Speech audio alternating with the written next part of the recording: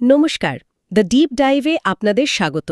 আজকে আমরা আমাদের নিজেদের গ্রহ মানে পৃথিবীর একটা বায়োগ্রাফি পড়তে চলেছি। হ্যাঁ, ঠিকই বলেছ।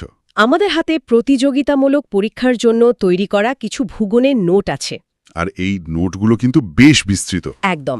তো এই নোটগুলোকে ভিত্তি করে আমরা দেখব পৃথিবীর পরিচয়, ওর মাপযোগ, ওর দৈনন্দিন জীবন মানে আহ্নিক গতি। আর ওর বার্ষিক ভ্রমণ বা বার্ষিক গতি। হ্যাঁ, আর সবশেষে জানব কিভাবে আমরা ওর এই বিশাল বুকে নিজেদের ঠিকানা খুঁজে বের করি। দারুণ একটা ফ্রেমওয়ার্ক। আর যারা পরীক্ষার জন্য প্রস্তুতি নিচ্ছেন তাদের জন্য এই আলোচনাটা আমার মনে হয় খুব কাজের হবে। আমরা শুধু তথ্যগুলোই তুলে ধরব না, বরং প্রতিটি তথ্যের পেছনের কেন আর কিভাবেটাও বোঝার চেষ্টা করব। ঠিক, যাতে শুধু মুখস্থ করতে না হয়, পুরো ধারণাটা গেঁথে যায়। তাহলে চলুন শুরু করা যাক আমাদের গ্রহের পরিচয় দিয়ে। নোটের শুরুতে বলা হয়েছে পৃথিবীর আকৃতি নাকি নিখুঁত গোলাকার নয়, বরং অভিগত গোলক বা জিওয়েড। এই বিষয়টা ঠিক কি ব্যাপার? খুব ভালো একটা জায়গা থেকে শুরু করলে। আমরা তো ছোটবেলা থেকে বইয়ের ছবিতে পৃথিবীকে একটা নিখুঁত বলের মতো দেখে অভ্যস্ত, তাই না? হ্যাঁ, একদম। কিন্তু আসলে তা নয়। পৃথিবী যখন নিজের অক্ষের উপর ঘোরে তখন একটা কেন্দ্রাতিক বল তৈরি হয়, যা বাইরের দিকে সবকিছুকে ছিটকে দেওয়ার চেষ্টা করে। আচ্ছা। এই বলের প্রভাবটা সবচেয়ে বেশি পড়ে নিরক্ষরেখা বরাবর, মানে পৃথিবীর ঠিক মাঝখানে। ফলে ওই অংশটা সামান্য ফুলে উঠেছে। আর ঠিক উল্টো ঘটনা ঘটে মেরু অঞ্চলে, যা একটু চাপা। এই ফোলা চাপা আকৃতিটাকেই বিজ্ঞানীরা বলেন অভিগত গোলক বা জিওয়েড। তার মানে পাঠ্য বইয়ে কমলালেবুর সাথে যে তুলনাটা দেওয়া হয় সেটা বেশ যুক্তিযুক্ত। একদম। এই সামান্য ফোলা আর চাপার জন্য তো এর ব্যাস আর পরিধিতেও একটা পার্থক্য তৈরি হওয়ার কথা। নোটে তো বেশ কিছু সংখ্যা দেওয়া আছে। এগুলো মনে রাখার কোনো সহজ উপায় আছে? হ্যাঁ, সংখ্যাগুলো দেখে একটু ভয় লাগতেই পারে, কিন্তু আমরা এগুলোকে ভেঙে ভেঙে দেখব। পরীক্ষার জন্য মূলত ৩ জোড়া সংখ্যা মাথায় রাখতে হবে। ১ নিরক্ষীয় বনাম মেরুদেশীয় ব্যাস। আচ্ছা। ২ নিরক্ষীয় বনাম মেরুদেশীয় পরিধি। আর ৩ স্থলভাগ বনাম জলভাগের অনুপাত। তো প্রথমটা দিয়ে শুরু করি। পৃথিবীর নিরক্ষীয় ব্যাস অর্থাৎ ফোলা অংশের মাপ হল ১২,৭৫৭ কিলোমিটার। আর মেরুদেশীয় ব্যাস মানে চাপা অংশের মাপ হল ১২,৭১৪ কিলোমিটার। পার্থক্যটা তাহলে মাত্র 43 কিলোমিটার। শুনতে তো খুব বেশি মনে হচ্ছে না। ঠিক এখানেই বিষয়টা মজার। ভাবুন, এই ৪৩ কিলোমিটারের পার্থক্য, যা প্রায় ঢাকা থেকে টাঙ্গাইলের দূরত্বের সমান, সেটাই আমাদের গ্রহের জলবায়ু থেকে শুরু করে মাধ্যাকর্ষণ পর্যন্ত সবকিছুকে সূক্ষ্মভাবে প্রভাবিত করে। বাহ। একইভাবে নিরক্ষীয় পরিধি প্রায় ৪০,০৭৭ কিমি আর মেরুদেশীয় পরিধি প্রায় ৪০,০০৯ কিমি। এই সংখ্যাগুলি প্রমাণ করে যে পৃথিবী সত্যি পুরোপুরি গোল নয়। বোঝা গেল। তাহলে গড় ব্যাস আর ব্যাসার্ধের সংখ্যা দুটো নিশ্চয়ই এই দুই মাপের মাঝামাঝি কিছু একটা হবে। আপনি একেবারে মূল বিষয়টা ধরে ফেলেছেন। গড় ব্যাস ধরা হয় ১২,৭৩৫.৫ কিলোমিটার আর গড় ব্যাসার্ধ প্রায় ৬,৪০০ কিমি। আর আমাদের তৃতীয় জোড়া সংখ্যা হল পৃথিবীর গঠন নিয়ে। আচ্ছা। এর মোট আয়তন প্রায় ৫১ কোটি বর্গ কিলোমিটারের একটু বেশি। এর মধ্যে মাত্র ২৯.২২% হল স্থলভাগ আর বাকি ৭০.৭৮% হল জলভাগ। মানে আমাদের এই নীল গ্রহের প্রায় ৩/৪ মহাসাগর দিয়ে ঢাকা। যারা পরীক্ষার জন্য প্রস্তুতি নিচ্ছেন তাদের জন্য এই সংখ্যাগুলোয় একটা স্টার মার্ক দিয়ে রাখা উচিত। একদম, কারণ এখান থেকে প্রায় সরাসরি প্রশ্ন চলে আসে। তাহলে পৃথিবীর আকৃতি আর গঠনটা তো বোঝা গেল, কিন্তু এই স্থির চেহারার পেছনেই তো চলছে এক অবিরাম গতি। এই গতিটা ঠিক কীরকম? নোটে ২ ধরনের গতির কথা বলা হয়েছে। হ্যাঁ, পৃথিবী একই সাথে দুটো কাজ করছে।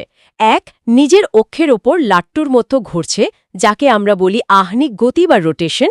আর ২, সূর্যের চারপাশে একটা নির্দিষ্ট পথে ঘুরছে, যাকে বলে বার্ষিক গতি বা রেভলিউশন। প্রথমে আহ্নিক গতি নিয়ে কথা বলা যাক। ঠিক, পৃথিবী পশ্চিম থেকে পূর্ব দিকে নিজের অক্ষের উপর একবার সম্পূর্ণ ঘুরতে সময় নেয় ২৩ ঘন্টা ৫৬ মিনিট ৪ সেকেন্ড।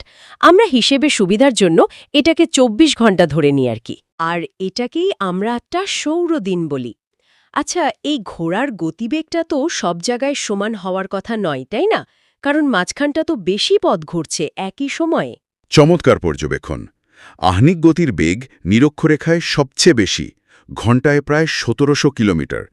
আপনি যতই মেরুর দিকে যাবেন এই বেগ ততই কমতে থাকবে এবং মেরুবিন্দুতে গিয়ে এটা শূন্য হয়ে যাবে। কারণ মেরুবিন্দু শুধু নিজের জায়গাতেই ঘুরছে। একদম। এই গতির কারণেই কিন্তু বেশ কিছু গুরুত্বপূর্ণ প্রাকৃতিক ঘটনা ঘটে। সবচেয়ে স্পষ্ট উদাহরণ হল দিনরাত্রি। হ্যাঁ, দিনরাত্রি ছাড়াও তো আরও কিছু প্রভাবের কথা নোটে উল্লেখ করা আছে, যেমন জোয়ার ভাটা, বায়ুপ্রবাহের গতিবিক্ষেপ। এই গতিবিক্ষেপ বা কোরিওলিস প্রভাব জিনিসটা কি? কোরিওলিস প্রভাবটা মানে সহজভাবে বললে পৃথিবী ঘুরছে বলে বাতাস বা জলের স্রোত সোজা পথে না গিয়ে উত্তর গোলার্ধে ডান দিকে আর দক্ষিণ গোলার্ধে বাঁ দিকে সামান্য বেঁকে যায়। ও আচ্ছা। এই অদৃশ্য বার্তেই কিন্তু আটলান্টিক মহাসাগরের সমুদ্র স্রোত থেকে শুরু করে বঙ্গোপসাগরের ঘূর্ণিঝড় তৈরি করতে বিশাল ভূমিকা রাখে। এছাড়াও সূর্যোদয় সূর্যাস্ত আর আমাদের সময় গণনার ভিত্তিও কিন্তু এই আহ্নিক গতি। তাহলে পৃথিবীর দৈনন্দিন রুটিন বা আহ্নিক গতি তো পরিষ্কার হল। এবার ওর বার্ষিক ভ্রমণ অর্থাৎ রিভলিউশন বা বার্ষিক গতির দিকে নজর দেয়া যাক। বার্ষিক গতি হল নিজের অক্ষের উপর ঘুরতে ঘুরতে সূর্যের চারপাশে একটি উপবৃত্তাকার পথে পৃথিবীর পরিক্রমণ। মনে রাখবেন পথটা কিন্তু গোলাকার নয়, উপবৃত্তাকার। আর এই পুরো পথটা একবার ঘুরে আসতে পৃথিবীর সময় লাগে ৩৬৫ দিন, ৫ ঘন্টা, ৪৮ মিনিট, ৪৬ সেকেন্ড। ঠিক। আচ্ছা, এই যে প্রায় ৬ ঘন্টার ফারাক, এটার জন্যই তো লিপিয়ার হয়। প্রতি ৪ বছরে একটা দিন যোগ করার এই বুদ্ধিটা তো দারুণ। এটা প্রাচীন সভ্যতার এক অসাধারণ গণনা। মিশরীয়রা প্রথম সৌর ক্যালেন্ডারের ধারণা আনে, কিন্তু জুলিয়াস সিজারের জ্যোতির্বিজ্ঞানীরাই প্রথমেই অতিরিক্ত প্রায় ৬ ঘন্টার হিসেবটাকে ক্যালেন্ডারে যুক্ত করার জন্য অমিল হয়ে যেত। কয়েকশো বছর পর হয়তো দেখা যেত জুলাই মাসে শীতকাল চলে এসছে। ভাবা যায়।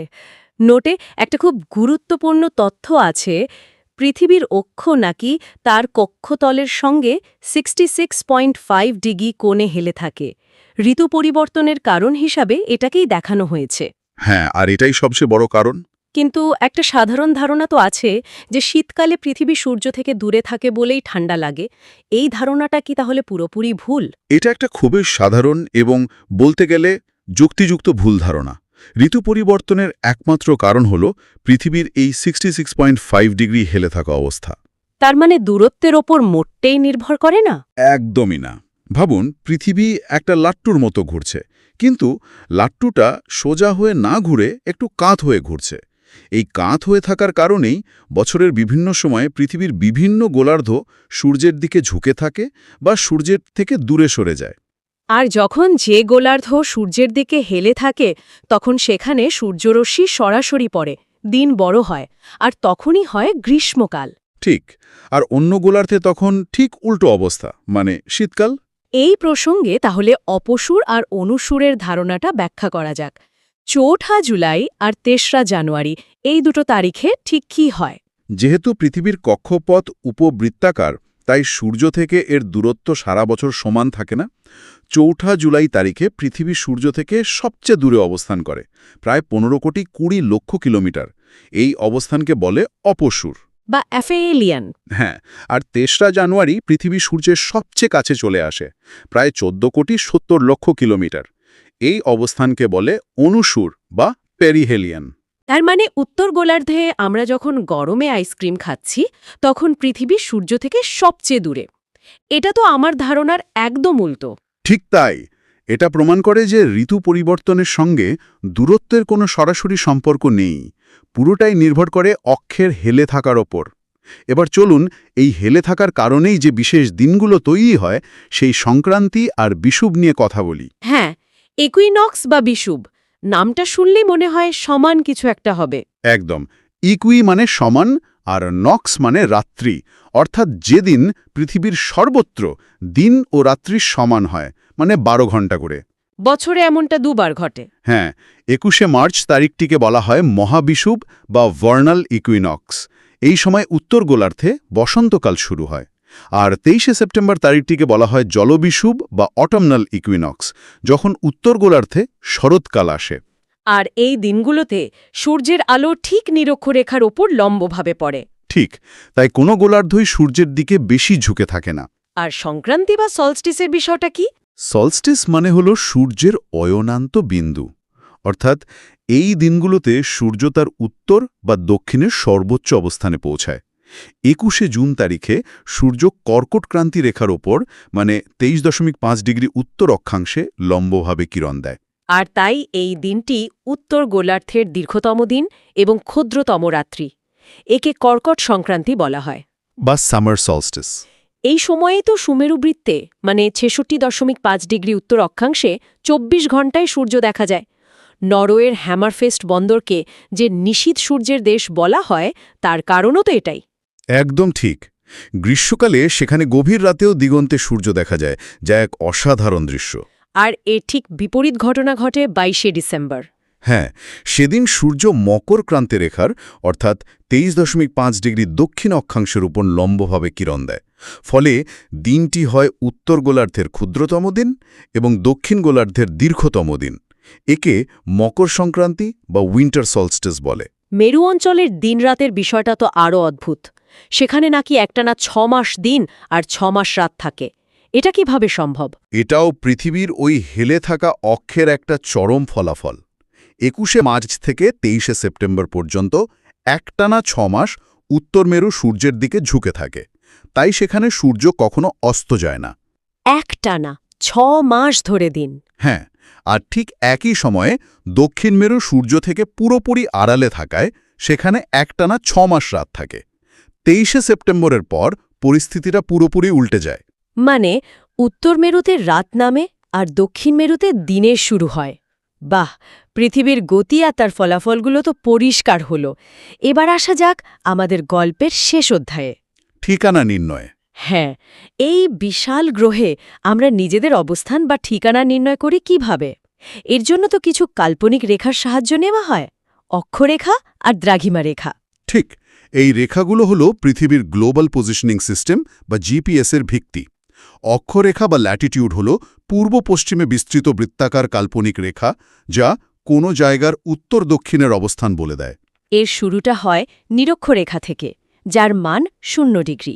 হ্যাঁ, এখান থেকে উত্তরে 90 ডিগ্রি মানে সুমেরু এবং দক্ষিণে 90 ডিগ্রি মানে কুমেরু পর্যন্ত মাপা হয়। প্রতি 1 ডিগ্রি অক্ষাংশের রৈখিক দূরত্ব প্রায় 111 কিলোমিটার।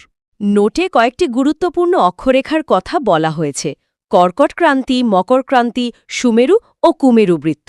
এগুলোর তাৎপর্য কি? এই রেখাগুলো হল পৃথিবীর জলবায়ু অঞ্চলের সীমানা। 23.5 ডিগ্রি উত্তর অক্ষরেখাকে বলে কর্কট ক্রান্তি রেখা, আর 23.5 ডিগ্রি দক্ষিণ অক্ষরেখাকে বলে মকর ক্রান্তি রেখা। এই দুই রেখার মধ্যবর্তী অঞ্চলেই সূর্য বছরে অন্তত একবার সরাসরি মাথার ওপর আসে। তাই এই অঞ্চলটা উষ্ণমণ্ডলীয়। একদম। একইভাবে 66.5 ডিগ্রি উত্তর অক্ষরেখা হল সুমেরু বৃত্ত এবং 66.5 ডিগ্রি দক্ষিণ হল কুমেরু বৃত্ত। এই রেখাগুলো মেরু অঞ্চলে 24 ঘণ্টা দিন বা রাতের সীমানা নির্ধারণ করে।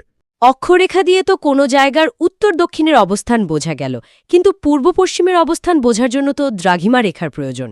হ্যাঁ, দ্রাঘিমা রেখা বা লঙ্গিচুড হল উত্তর মেরু থেকে দক্ষিণ মেরু পর্যন্ত বিস্তৃত অর্ধবৃত্তাকার কাল্পনিক রেখা। এর মধ্যে লন্ডনের গ্রিনিচ মানমন্দিরের উপর দিয়ে যে রেখাটি কল্পনা করা হয়েছে তাকে 0 ডিগ্রি দ্রাঘিমা রেখা বা মূল মধ্যরেখা ধরা হয়।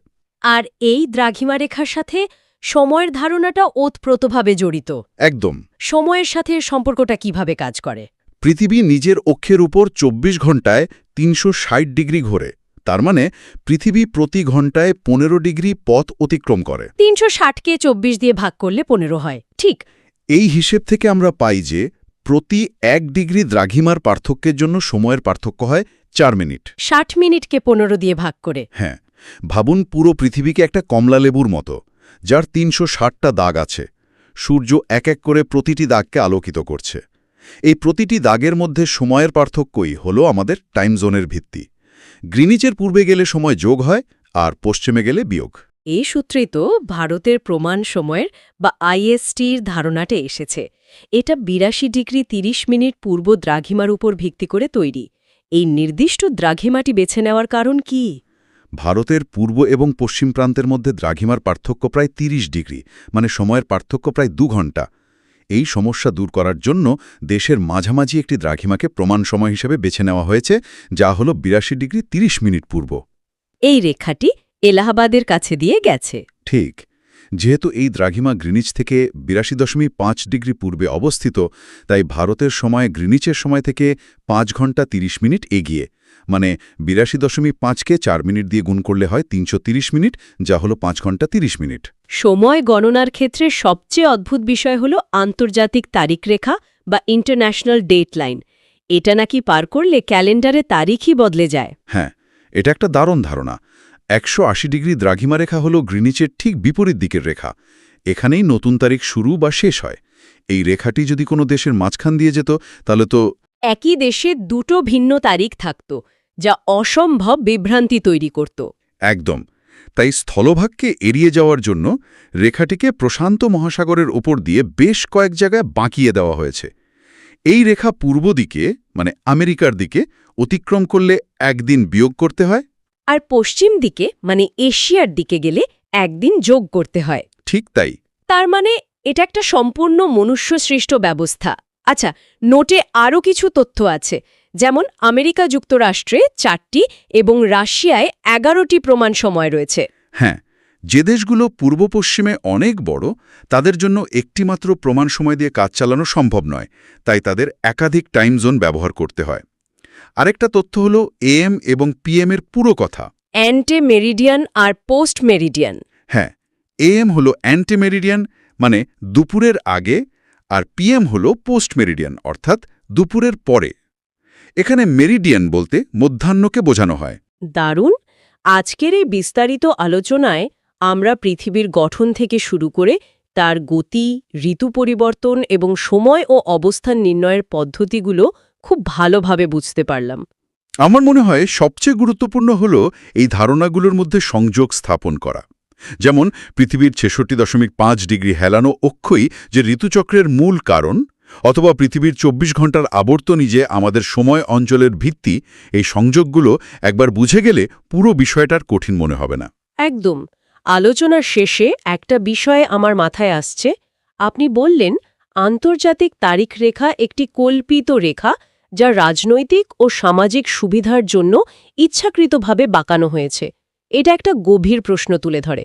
সময় এবং তারিখ যদি প্রাকৃতিক ঘটনার উপর ভিত্তি করে তৈরি করা মানুষের একটি ব্যবস্থা হয়, তবে এটা আমাদের বিশ্বব্যাপী সমাজকে সংগঠিত করার পদ্ধতি সম্পর্কে কি বলে? এটি একটি চমৎকার পর্যবেক্ষণ। এর মানে হল, আমরা প্রকৃতির নিয়মকে ভিত্তি করেছি ঠিকই, কিন্তু আমাদের সামাজিক, রাজনৈতিক এবং অর্থনৈতিক সুবিধার জন্য সেই নিয়মকে নিজেদের মতো করে সাজিয়ে নিয়েছি। সময় এবং তারিখের এই বিশ্বজনীন ব্যবস্থা প্রমাণ করে যে মানব সভ্যতা প্রকৃতির ছন্দের সাথে তাল মিলিয়ে চলার পাশাপাশি নিজেদের প্রয়োজন অনুযায়ী সেই ছন্দকে নিয়ন্ত্রণ করারও চেষ্টা করে। মানে বিষয়টি কেবল জ্যোতির্বিজ্ঞান বা ভূগোলের মধ্যে সীমাবদ্ধ নয়। না, এর সাথে রাজনীতি এবং আন্তর্জাতিক বোঝাপড়াও ওতপ্রোতভাবে জড়িত। আমাদের বিশ্ব ব্যবস্থা আসলে প্রাকৃতিক নিয়মের সাথে মানুষের তৈরি কাঠামোর এক জটিল এবং আকর্ষণীয় মিশ্রণ।